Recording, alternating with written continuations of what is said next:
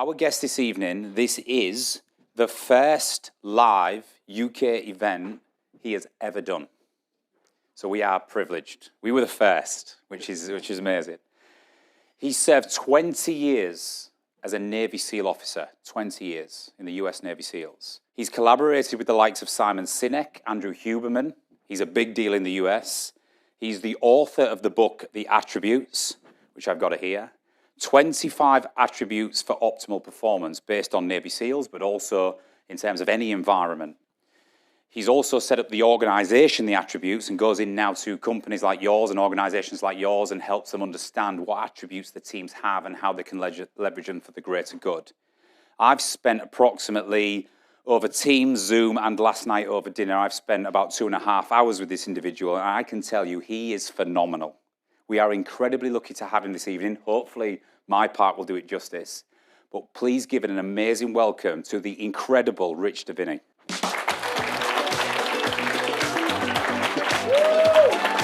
Thank you. Thank you.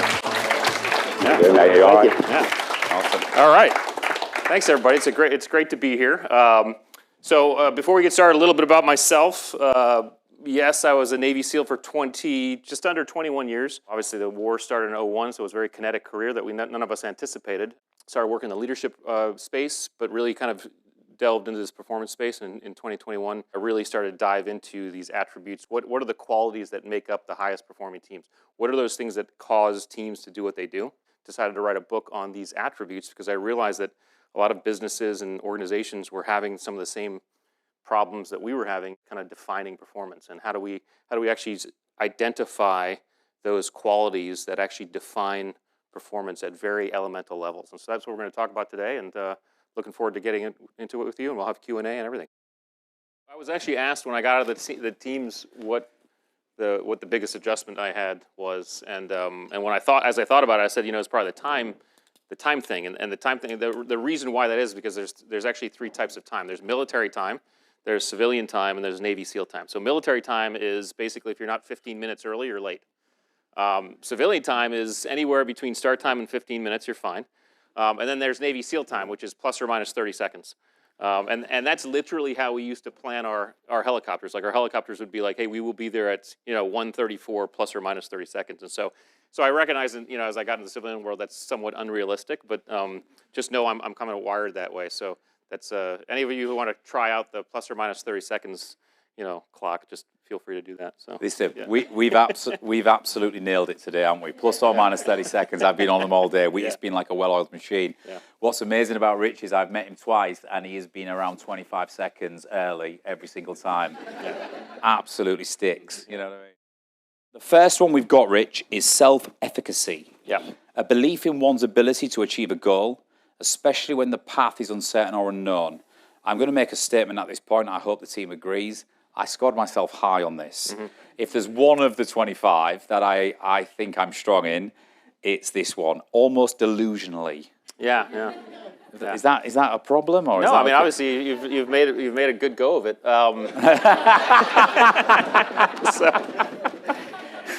Self-efficacy is in fact it's an interesting one because it's a combination of a few, again, kind of like perseverance. It's a combination of confidence, initiative, and optimism. And so self-efficacy is you have the confidence to know I can do this. You have the initiative to get started, and then you have the optimism or the realistic optimism that as you go through, you will figure it out along the way. And so now those other attributes, other than initiative, which is not really an attribute, but certainly confidence and optimism are in fact attributes, and they're part of the new list of 42 that we have going.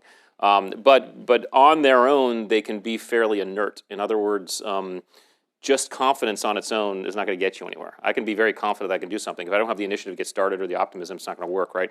I can have just initiative, and that's just like frenetic energy. I'm just going with no direction. I can have just optimism, which is great, but I can, that's me planting a garden and saying there will be no weeds, there will be no weeds.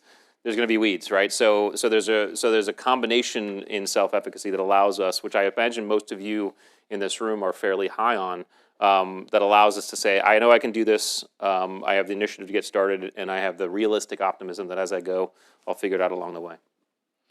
So it's got to be present in most what you would deem successful people, or certainly driven people. Yeah. That inner belief that I can do this. If you're slightly delusional like me, you watch Netflix programs around courtroom dramas, and you go with your Pringles and your glass of wine on a Friday night, and you go, I could do that. Yeah. But that's actually narcissism. All right, okay, we'll come to that. We'll come to that. We'll come to Remind that me of that when we get back. Okay, so the second attribute on the drive is discipline. There is an old saying that discipline beats motivation any day of the week. Mm-hmm. However, you say the ability to remain focused and steadfast to achieve a result. So discipline's a really interesting one because that's the definition. But it actually breaks into a couple categories, and this is really important for us to dissect our own performance. There's what I call inner discipline and outer discipline. Okay, inner discipline, which we also labeled self-discipline. Okay, but inner discipline involves the ability to pursue and achieve goals that we set that the outside world has no say in whether or not we accomplish. Right. So that'd be like, I'm going to choose to eat healthy and get in shape, okay? I could make that decision. I could be in Las Vegas next week, and at the buffet is not going to throw pastries at me, okay? It's all on me, okay? Outer discipline have to do with those goals and accomplishments that we set that the external world has a say in whether or not we accomplish, right? That's becoming a Navy SEAL, starting a business, writing a book, becoming a singer. The outside world has a say. The outside world is going to throw things at you that you're going to have to navigate. And so discipline as an attribute, there's a constancy there's an understanding. Okay, these are the wickets I have to do, and I'm disciplined in my achievement of that. But we have to be very aware of our levels of self-discipline, or inner discipline and outer discipline. So the way this manifests, I have known these types of people who are very high on inner discipline and low on outer discipline. These are, at least the folks I recognized were guys who. Everything about their life was organized. They were in super shape. They worked out at the same time. They ate the same thing all the time. Everything about their lives was completely structured and organized. They couldn't accomplish an external goal to save their lives, right? There's a reason for that, because if you're too high on self-discipline and too low on outer discipline, you are likely married to structure and routine. Routine is the key to self-discipline. So those of us who are low on self-discipline, routine is the key, right? But those people who are really high, when routine is broken, it's difficult for them to adjust, right? Then you have people who are high on outer discipline, low on inner discipline. That I would throw myself into that category. I'm very good at setting and achieving external audacious goals. When it comes to the self-discipline stuff, I always joke, I hate to be told what to do, even when I'm the one telling myself what to do, right? So the way I adjust that is I have to add routine and structure into but I'm really good in an unstructured environment. I'm actually most comfortable. But as soon as someone says, hey, do this, do this, do this, do this, I'm like, whoa, don't tell me what to do, right? Which is why the military actually helped with my self-discipline, because in some cases, at least in the early days, certainly SEAL training, like, hey, do this, and I was like, okay, well, I kind of have to, and so that's kind of the discipline as an attribute. So look at it in terms of, so as you answer, just think about your discipline and give yourself an answer overall. But I just ask you to start thinking about your own levels of self-discipline or inner discipline versus outer discipline, and if those are imbalanced in any way. Awesome. Moving on, open-mindedness. Yeah. I did Rich's test online. I did them all before I came here, and I'm going to be open. This was the lowest score I received. Interesting. Open-mindedness. Yeah. A willingness to consider and accept new ideas, opinions, or perspectives. Yeah. Don't laugh. I scored low on this, Rich, and it made me flinch. I was like, I'm okay with new ideas and people's alternative opinions. I know, but I am I? Yeah. It's like, I don't think I am. Naturally. Well, so first of all, it's impossible to be high on all of these attributes. We're going to be low on some. It's really a matter of understanding where we sit. There's a open-mindedness. There's a passivity to open-mindedness. Okay, so how effectively are you able to just sit and passively be open to other perspectives, right? This is different than curiosity. And I didn't put curiosity in the book, but curiosity is another attribute. Curiosity and open-mindedness are different, right? Curiosity, there's a proactiveness to curiosity. So the example would be, we go to Thailand and we meet our local friend there, and our local friend says, hey, I'm going to take you to the most authentic Thai restaurant. And you are like, cool, let's do it, right? That's open-mindedness. Or we go to Thailand, we go to our local friend and we say, take us to the most authentic Thai restaurant. That's curiosity, right? So you may be high on curiosity and a little bit lower on open-mindedness, which could be dangerous, but we'll talk about that later. But really, it's just how willing are you to accept perspectives? Now, you are, I know because I know you now, you're high on adaptability. High adaptability actually helps with low open-mindedness, right? Because you are able to effectively shape and move in environments that are changing. So being high on open-mindedness and low on adaptability, you'll probably be okay, right? Because they actually buttress each other to a degree. So it's probably why you didn't really realize it, because you're probably high on one and low on the other. Makes sense. I feel better now. Yeah. High on adaptability. Yeah. So this one is an interesting one, and I really want to drill it because it's something that comes with a negative connotation. You talk about it in the book as one of the things the Navy SEALs excelled in terms of an attribute: cunning. Cunning has a negative connotation. It's like sneaky. Yeah. It's insincere. However, what you say is, as an attribute, cunning is the ability to consider problems and circumstances from unusual and unorthodox perspectives in order to achieve a goal or objective. Yeah. You rate this as it can be a strength.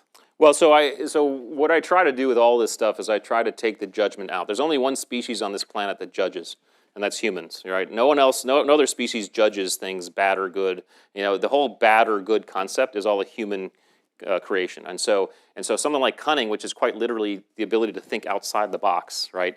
It can be used malevolently, right? In a bad way, it can be used benevolently, right? So Bernie Madoff was cunning in a bad way. Oskar Schindler was cunning in a good way, right? So cunning really at its generic base level is, how am I thinking about a problem? The cunning mind approaches a problem. By the way, cunning always involves a problem, right? There's always something to solve. And a cunning mind approaches a problem and immediately asks three questions. The first question is, are there rules and boundaries? The second question is, are they real or are they perceived? And the third question is, if they are real, what happens if I break them? And the cunning mind begins to look at ways around outside the box. And it is a key attribute, especially in an environment where you need to think outside the box, which is most environments. I think, again, we'll talk a little bit about competitiveness. Typically, the competitive environments, cunning is a bad thing, because it implies that you're not following rules, right? But in non-competitive environments, which actually business is not a win or lose thing. You don't win or lose in business, right? So cunning is actually going to be applied in a very good way. So it's really just a way we think about problems. Just name them three principles again in terms of cunning. Yeah. Approaching a problem. What are the rules and boundaries? Yeah. Are they real or are they perceived? Yeah. And if they are real, what happens if I break them? We've got a lot of cunning people in this audience. Yeah. Pressure rooms today, they were the three questions most people are asking. Yeah. How can I break the rules? Yeah. How can I get this done faster? Just explain that to me again. Yeah. But what you're saying is that they're really fruitful for tackling problems. Of course, yeah. They're totally thinking outside the box. Yeah. From one to another, narcissism. Yes. I scored the lowest on open-mindedness and the highest on narcissism. So narcissism is the desire to stand out, to be noticed, or to be recognized. Yes. So narcissism generally, because we have co-occurring disorders and we have narcissistic personality disorder, yes. Yeah. we have the dark triad, we have psychopathy, right. We have Machiavellians, and we have narcissists. And if you score high, extreme on the scale, it's a very bad thing. Yes. But in a nice dose of narcissism, a moderate dose, it can be an advantage. So the DSM-5, which is the psychological Bible, outlines narcissistic personality disorder. Whenever we hear narcissism, we think automatically narcissistic personality disorder. But narcissistic personality disorder only affects about 6% of the population. When you go to that DSM-5, because I bought a copy and I looked at it, and you go to that page, there's about 9 criteria that you look at, and the doctor is supposed to look at those 9 things and answer for the patient yes or no. And if I guess the rules are, if the doctor can answer yes to 5 or more of the 9, the patient is considered disordered, right? And so I got a copy of this. I started looking at the 9. And as I looked at the 9, I will say that I did not say yes to 5 or more, okay? However, when I was reading those criteria, I wasn't innocent of everything I was reading. So I was like, well, sometimes I think this, sometimes I feel this. So then I went to the basic definition of narcissism. Narcissism at its basic level is the desire to stand out, be recognized, be adored, right? Be made feel special, right? Every single human being on this planet at some point in our lives wants to stand out, be recognized, be adored, be made feel special. It's a very human thing. When we are infants and we are being adored by our parents, we are getting bursts of dopamine, serotonin, and oxytocin. Hugely powerful positive chemicals, right? It feels good. It also feels good when we're adults. And so narcissism metabolized correctly is often the impetus to some very audacious goals. When I looked at that DSM-5, I said to myself, okay, why did I become a Navy SEAL in the first place? And I thought back, and I was, of course, I was a patriot. I wanted to serve my country, but I was a 22-year-old kid. And when I was really honest with myself, I said, well, I kind of wanted to see if I could be a badass. That's why I wanted to try. And then I asked my buddies, why did they become Navy SEALs? And of course they said, yeah, I'm a patriot and all that stuff, but I also wanted to see if I could be a badass. There's a narcissistic thread there that causes us to want to be the best teacher, the best Navy SEAL, the best whatever, and it's not a bad thing. And so the key to narcissism is to metabolize it correctly, metabolize it effectively, and surround ourselves with people. The antidote to going too high is surrounding ourselves with people that tell us the truth and keep us humble, right? So you can spot the classic narcissists, the disordered narcissists, by who they surround themselves with. They're always surrounding themselves with sycophants who bend the knee, who tell them everything you want to hear. Donald Trump, Vladimir Putin. I mean, these are classic narcissists, right? If we and oh, by the way, when someone leaves that group, because you can't bend the knee for forever, right? When someone leaves that group, that person becomes immediately enemy number one to that narcissist. That's what happens, right? So we can actually, by looking at the people we surround ourselves with, understand how to metabolize our narcissism in an effective way. Yes, you're high, but your wife probably keeps you pretty humble. She does. Yeah, as does your team. And they do. The next T2 Leadership Retreat will take place on the 7th to the 9th of May 2024. To book your place on the ultimate leadership development experience from the People Performance People, or for more information, please visit www.trans2performance.com. In line with my opening statement this morning, I promise you it is not aligned, but it's just something that aligns. You say leadership is not a position, it's a behavior, and you don't get to decide if you're doing it well. Mm-hmm. We started off with that mantra this morning. Yeah. Leadership attributes are incredibly important, but you will fundamentally be judged by others. Yes. You can't call, we're not allowed to self-designate. In other words, we can't call ourselves a leader. That'd be like calling yourself good-looking or funny. Other people decide whether or not you are someone they want to follow, and it's based on how you behave. And these behaviors stem from these very basic attributes. Number one, empathy. Yeah. The ability, whether deliberate or not, to join the emotional state of another person, to feel what someone else feels. Yeah. Very important in leadership because if you are able to do this, the person you're doing it for and with will immediately feel cared for.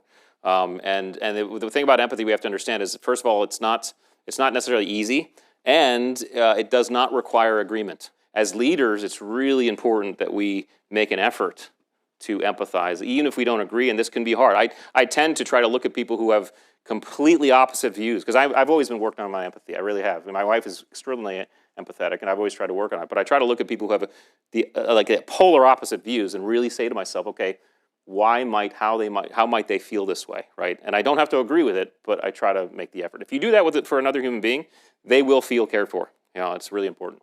It's an amazing quality in a leader. Yeah. Next one, selflessness. Placing the needs and well-being of others above one's own, despite a real or perceived risk. Does the perceived or real risk have to be involved to be selfless? Yes. Yeah, so this is the difference between generosity and selflessness. Generosity also an attribute, but generosity it can be riskless, right? So this is any one of us walking along the street, we see a homeless person, and we give them $10, right? All of us were like, that's generous, but there's no risk. Now, where it becomes selfless is where that homeless person takes that $10 and runs over to another homeless person and gives that homeless person $10, because that involves a risk. And so this is why selflessness, not generosity, is a leadership quality, okay? Generosity doesn't do it, right? Here's another example, okay? You have two friends, okay, and you're getting ready to move, and one friend says, hey, I will contribute $5,000 to your moving effort, and get the moving van, all that stuff. Great. And the other friend says, you know what, I'm going to come over on the day of you're going to move. I'll help you pack. I'll help you load the van. I'll drive to your new place. I'll help you unload and unpack, right? 6 months later, both people ask you for a favor at the same time. Which one are you going to do the favor for? not the person who gave the money. You're going to do the favor for the person who was selfless, gave up their time, gave up their effort. This is the risk, right? So risk doesn't have to be risking my life or anything that extreme. It can be, but even just giving your time. Time is a commodity that it evens us all out. All of us have the same amount. When we give it up, we can't get it back, right? So that type of a behavior is what's selfless, and it's a leadership behavior. Moving on quickly, because I want to leave a lot of time at the end for Q&A and really get stuck into some stuff. Yeah. Authenticity. A lot of people talk about authentic leadership. Be yourself. You've got to be a believable, authentic leader. You say the degree to which a person's actions are consistent with his or her beliefs, values, and desires, despite external pressures. Mm-hmm. This is really simple and straightforward. It's how you behave with everybody in your span of care. Authenticity is just consistency in how you behave across all spectrums with everybody. Yeah, we have a person in the room today called Lee Radford who thrives on being authentically grumpy, and you've just met his experience, I think, because it's nothing wrong with that. Okay, next one, decisiveness, the ability to make decisions quickly and effectively. Yeah. So decisiveness is an attribute. Making decisions is a skill. So in other words, you can teach people how to make better decisions. There's a process by which you can help people learn that. Decisiveness adds that speed and efficiency to the equation, right? And so decisiveness, what that is, it's an external expression. It's an external expression of compartmentalization. How effectively are you able to collate information, prioritize, and then act? Okay, and again, there's a balance there, but in general terms, those leaders who are indecisive or make long, protracted decisions that you're just like, okay, come on, do something. We generally don't look at that as effective leadership. I talked this morning about a great leader of mine, Captain Richard Farrington in the Royal Navy, and he made some incredible decisions under pressure. And he always said, there's no such thing as a bad decision. You make a decision, and if it's the wrong one, you make another. Yeah, which gets into the next attribute. Awesome. It's like we're seeing each other up here, Rich. Yeah. Accountability. Right. Taking responsibility for and ownership of your decisions, actions, and the consequences thereof. Right. Yeah. So this is owning it, right? So proper decisiveness needs to be buttressed by accountability. In other words, I am owning my actions. I'm owning my decisions, good or bad. And accountability works in a couple ways. First of all, it allows you to effectively adjust if the wrong decision is made or a bad decision. But the way I like to think about accountability is it also allows you to take control. Anytime we place blame on another, we cede control of that environment, that situation. As soon as you place blame on yourself, you immediately take control. You take control of the environment, you take control of the solution, right? So there were times where I would, as a leader, very deliberately take accountability for something that I had actually ostensibly no control over, but I knew by taking accountability and saying, hey, I own this, I could then take control and help fix it, right? So accountability comes in those forms, and typically that's what we see. And leaders who are accountable, who own that stuff, good and bad, are people we tend to follow. Awesome. Yeah. Hope you're all still scoring this.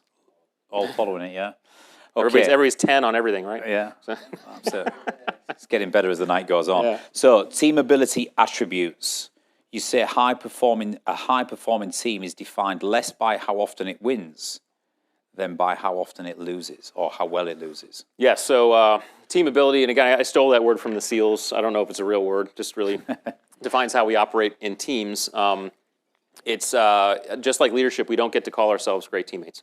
Our teammates decide whether or not we're great teammates, and they do so based on these key behaviors. Number one, integrity. The ability to act in accordance with relevant moral values and social and cultural norms. Yeah, so integrity, if we were to boil it down, it's do the right thing. But here's the trick, and this is really important for all of us to understand, and you can read the chapter to get into depth. Integrity, do the right thing, is subjective to the group. So do the right thing for one group looks different than do the right thing for another group. So do the right thing for a Cub Scout troop looks different than do the right thing for an ISIS troop, okay? However, I will submit to you, if you have a Cub Scout who steals $5 from his fellow Cub Scout compared to an ISIS person who runs into a building and clacks himself off, who's acting with more integrity in that situation, right? By account of the group, that ISIS person is, right? So do the right thing must be clearly and specifically defined by any leader, any organization, any team, because if you don't define what do the right thing looks like, the team will just sort it out on their own. And you may not like the answers. So integrity is subjective. Sort it out. Make sure it's precisely defined, and then that's the standard by which people will judge do the right thing. This one you say is essential for trust within team ability, conscientiousness. Yeah. The ability and inner drive to work hard, to be diligent, and to be reliable. Yeah. And I think this is incredibly important. If you work with people, I'm going to name Lydia, who works at T2. Mm. If any of you you've met Lydia, she's incredibly conscientious. Yeah. I know that you give her something, she will work hard, she will be incredibly diligent, reliable, and it will be delivered exactly when it needs to be delivered. Yeah. And that fills me full of confidence. Yeah. Yeah. Is that the importance Yeah, and of again, it? this is one that's a combination of a couple different attributes. Diligence is an attribute. I don't know if reliability or work hard is. However, those things by themselves aren't necessarily good. They can be inert, right? You can be a very hard worker but not be reliable or diligent, and it doesn't mean anything. You can be very diligent but not be a hard worker or reliable, and it doesn't mean anything. So when you start combining these, that's what creates conscientiousness, and it's a really important factor. Yeah. Cool. Let's move on. Here's an interesting one. Humility. Mm-hmm. Humility is incredibly important. The ability to be self-aware. We've worked on this all day. The good, the bad, and the ugly. Yeah. And transparent about one's strengths and weaknesses. Rich, what we've done today is we've made people at times feel slightly uncomfortable through 360 feedback, through some testing, through some comments, some discovery, and then we've put them into some pressure situations where they have to look at themselves. I said this morning, self-awareness is not just the good, that's strength awareness. Right. Self-awareness is everything. It has to be. And I would say in at least a certain context, Navy SEALs are some of the most humble and vulnerable people on the planet, and it's because we define humility, which is vulnerability, in a different way. It's being transparent about our strengths and our weaknesses. I need to show everything I'm strong at and everything I'm weak at. I need to wear it all on my sleeve. That's how you dynamically subordinate. You cannot dynamically subordinate with a team unless it's all out there, because you have to know when you're stepping up and when you're stepping back, and everybody else has to see that as well. So humility allows us to do that, and humility also allows us to kind of be a forever learner, right? Because we know even the masters, the people who are true masters, they do things better than anybody, but they're always like, well, I can still learn. They're humble about what they can still learn, which is interesting. Is it not human nature, though, that admitting our vulnerabilities and weaknesses is so uncomfortable and alien? Is it not? It is, but again, if you're in a circle of safety, in an environment of safety and trust, it's actually not uncomfortable at all. Those of us who have strong family groups, we do that all the time, and we don't think twice about it. Those of us who have strong business groups, in SEAL, we would make jokes all the time. I suck at that, but I'm good at this, right? And we make jokes about it. Self-deprecating humor can help with this too. Right? So it's all about the environment you create inside your team, and if you create an environment of humility and vulnerability, you will have that. It'll be very natural. But guess what? As leaders, we have to go first, right? If we're not going first, it's not going to happen. So we have to be the first ones to do it. So I'll make an honest observation here. Everybody departed after day one. We've been planning this retreat for a while. I tried to do my team debrief at the end of the day. I choked up, I couldn't speak, and Tracy had to bail me out. Yeah. Is that humility? Yeah, it's also being soft, but that's good. That's good. No, that's humility, because you obviously felt comfortable doing that. You felt comfortable doing that, which is great. We have humility in the sense of environmental humility, because if you turn your back on the ocean, it's going to kill you no matter how good you are. But we don't have that emotional humility, and I would say there's probably a reason for that. There's a guard we have to keep up. But I have coffee with my guys. The guys I served with are now retired, and we're all retired. And those of us who are still getting with each other and hanging and are healthy are now able to be vulnerable with each other in a way we never were. We're actually able to be emotional and talk about our emotions and our feelings in a way we never were. So it's really about the environment that's required for you. And I would say vulnerability in certain environments, it's somewhat of a dimmer switch, that you have to just adjust and modulate depending on what you need. Awesome. Yeah. Humor. Let's talk about humor. My favorite. So the humor is the ability to find the funny and laugh even when times are tough. Here in the UK, we have the Royal Marines, and they have their Royal Marines Charter. Mm-hmm. One of the 7 principles of being a Royal Marine is, it's humor in adversity. I'm so glad that's actually on the charter. That's really good, because that's not even on the Navy SEAL charter. When the bullets are flying, someone will say an inappropriate joke, and everybody just comes back down to earth. Yeah. I have never experienced a high-performing team that does not have humor as an element, and there's a reason. So in SEAL training, in BUDS, one of the things they make you do out there in San Diego is something called surf torture. Surf torture is an evolution where you as a class, you basically all stand up at the edge of the surf zone and you link arms, and then when they say you all walk out into the surf zone until it's about knee high, and then you turn around and you lay down, right? So you lay back. So you're basically laying in there and the water's crashing over you and then receding and then crashing over you. You're in there for hours. It's one of the coldest things you'll ever do. A lot of people quit during surf torture, usually done at night. But at some point during surf torture, and they do it several times, but at some point especially during Hell Week, during the evolution, an instructor will drive a van up onto the beach there, and they'll get out of that van with a megaphone and say, I have hot chocolate, blankets, and donuts for anybody who quits right now. And you get a lot of people quitting, And so I remember being in Hell Week and being surf tortured, and that, we were miserable, and that happened. The instructor, made that offer, and immediately the guy to my right, he yells back at the instructor and he says, hey, do you have any chocolate glazed donuts? Because if you don't, I'm not quitting. And he burst out laughing, and I burst out laughing. And I remember feeling like, okay, this is not too bad, right? But then I look at the guy on my left arm, and he's not laughing at all, right? He's lost in his pain. I don't even think he heard the joke, right? And I was like, I said to myself, this guy's probably not going to make it. And within about a minute, he quits, right? So there's an interesting thing that happens. When we laugh, which is an involuntary response, it's like sneezing, we immediately get juiced with 3 powerful neurotransmitters. The first is dopamine. We've all heard about dopamine. Huberman talks about dopamine. Dopamine used to be thought of as a reward chemical. It is in fact a motivation chemical. It tells us this is good, keep doing this. Hugely powerful, feels good, right? So we get dopamine.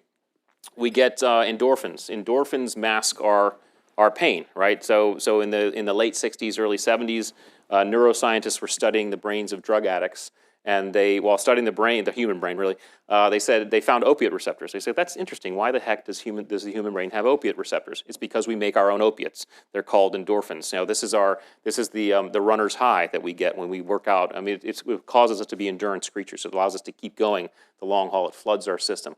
And then finally we get oxytocin, which is known as a love hormone, although it's not a hormone, it's a neuromodulator, which means affects both the body and the brain. But it's basically the binding chemical. We get huge amounts of oxytocin when we engage in physical contact with other human beings, with our animals. We get it, acts of kindness and generosity, conducting those acts, whether you're the person doing it or the recipient, even witnessing acts of kindness and generosity induce oxytocin.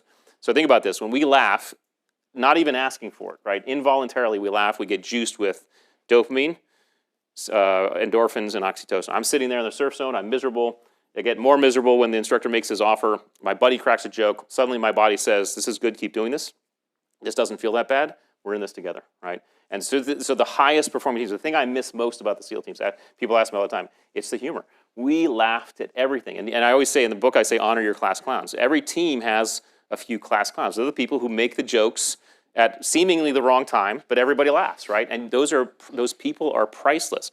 Humor as an attribute doesn't mean you have to be the class clown. It just means you have to be able to laugh. And we've seen people that, boy, that guy or gal is not laughing enough. They're not going to make it. You need to be able to laugh. And sometimes the humor is, depending on the intensity of the environment, sometimes the humor can be quite dark. But it's still funny. A quick example, I was telling one of my buddies this, for a fellow SEAL, former SEAL, and he was like, Rich, it's funny, we were on the way out of a mission in Iraq or Afghanistan, I can't remember where. But we were flying home from a mission, we just conducted one, and the helicopter we were in started crashing, started going down. And so we're all sitting there, and we're sitting there looking at each other, and one of the guys says, well, I guess we're not going to have to clean our weapons tonight. And we all burst out laughing. I was like, this is what I'm talking about, right? That he remembered, and of course the helo didn't crash, they recovered and got back, but this is the power of humor, so we have to have it. It's really essential. We don't have to be serious all the time. Yeah. There's a price in humor, right? Yeah. There's a value in humor.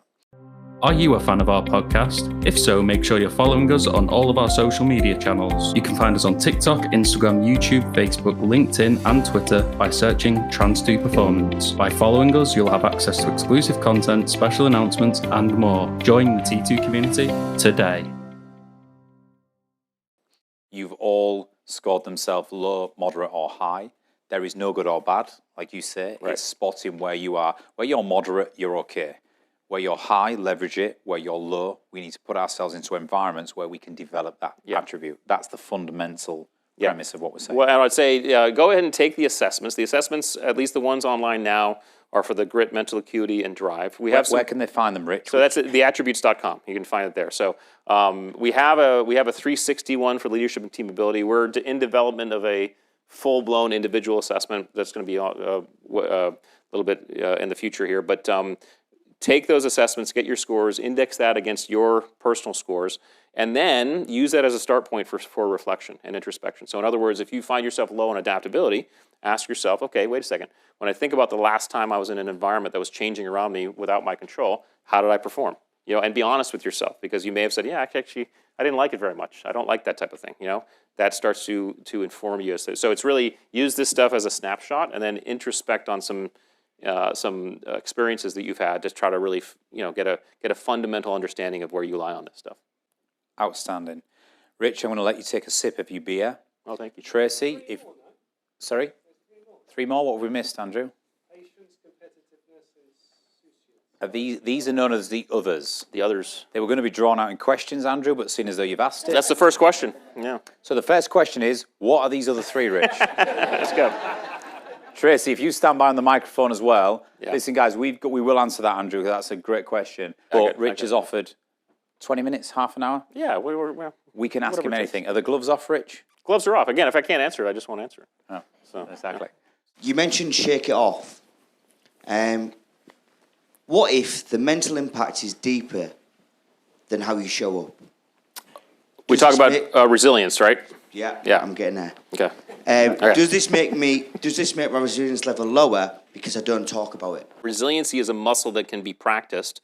And I will say that depending on the trauma, so in the book I talk about a 2-minute rule that one of our CEOs talked to us about, which is he basically said, hey, 2-minute rule, his grandfather taught him. Something bad happens, take 2 minutes and just kick the dirt, swear, feel like crap, whatever. Do that for 2 minutes, and after 120 seconds, get back to work, right? Something great happens. Take 2 minutes, celebrate, rest on your laurels, do whatever, pat yourself on the back. After 2 minutes, get back to work, right?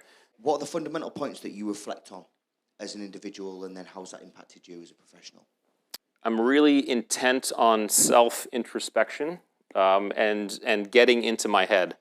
So in other words, and we can all see, I mean, the phones and stuff, I mean, people today, kids today, they're always on their phones, I'm always like, okay, I need to take time away from anything. No music, nothing. I'm in my head. And I think I always make deliberate time to be in my head so I can work out things, I can process things, I can think through ideas. Now, I grew up in an environment, we used to go on road trips, long road trips, and there were no Walkmans or iPods or something. So I'd stare out the window for 8 hours in my car, right? So in the back of the car. So I could still to this day sit in an airplane and just look out the window. In fact, it frustrates me when anybody closes the window shade. I'm like, look, the view. You're missing the whole point. But I think introspection, habits of introspection, and then I think one of the keys to success is the ability. We talked about this. The ability to delay gratification. In other words, you can say, hey, I don't need the result, that end state right now. I can actually delay that, and I can actually find reward in the struggle. I think that's something I consciously try to reflect on. Navy SEAL, tough environment, high stakes, low information in some cases. Yeah. What process did you used to go through? The first thing we have to do is figure out the environment, right? And so the question-making process, the habits we create, and this is all stuff I had to deconstruct. Hubert and I put this together as we started to dig into this stuff, was what we do, what we realize we do is we are in an environment, we immediately say, okay, what about this environment do I understand? That list might be small, okay? And then the next question is, what can I focus on in this moment? You focus on it, you pick your horizon, you move, and then you come back out and you ask the question again. And as you do this process over and over again, you start, one of two things happens. Either you just keep on doing it and you suddenly step through the environment, you're done, and you can look back and then interrogate it. Or as you do it, your optic of the environment, your understanding of the environment begins to grow, right? And then the thing is, as usually in our environments, right, it's about growing your situation awareness as you're going through this process. There's going to be a certain point, there's a certain level of information. It's going to be up to you what that level is, your comfort level, that you say, okay, I have enough to make a decision.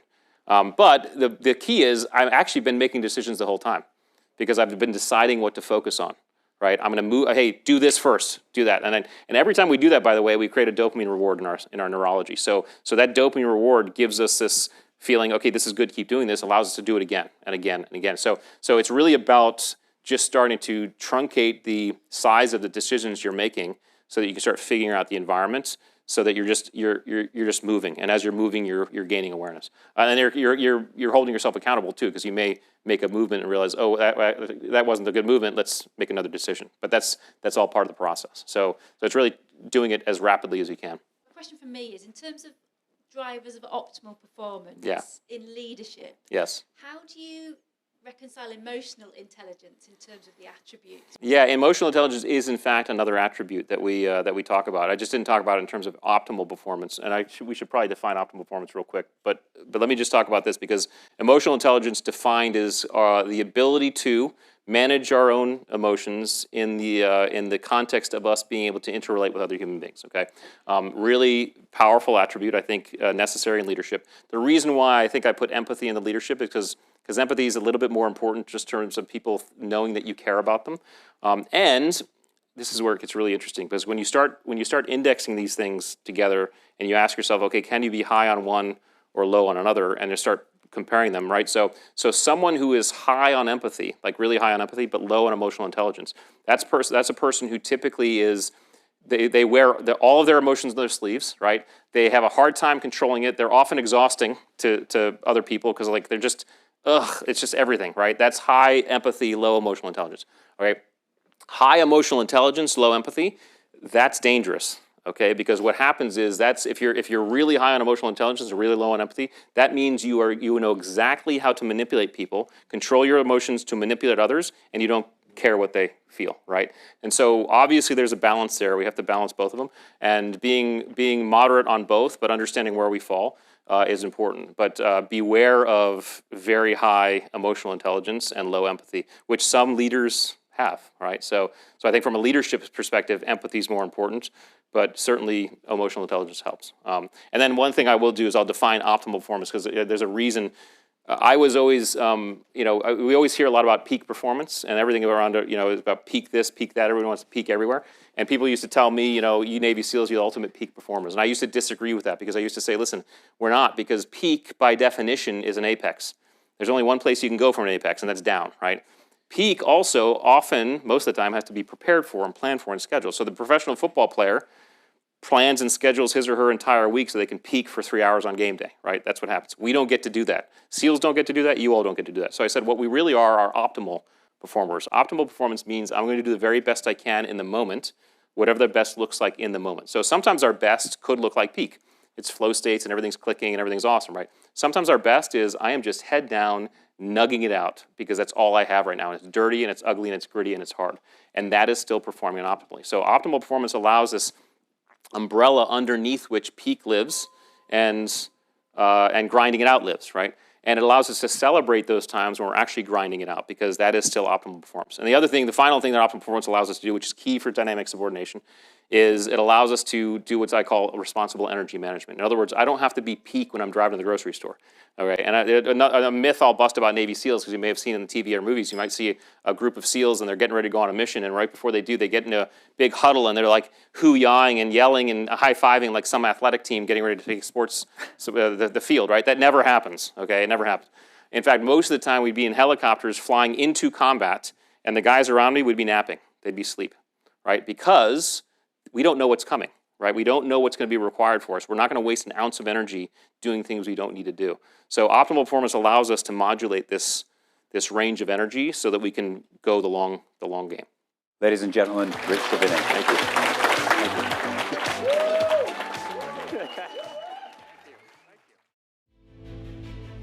The next T2 Leadership Retreat will take place on the 7th to the 9th of May 2024. To book your place on the ultimate leadership development experience from the People Performance People, or for more information, please visit www.trans2performance.com.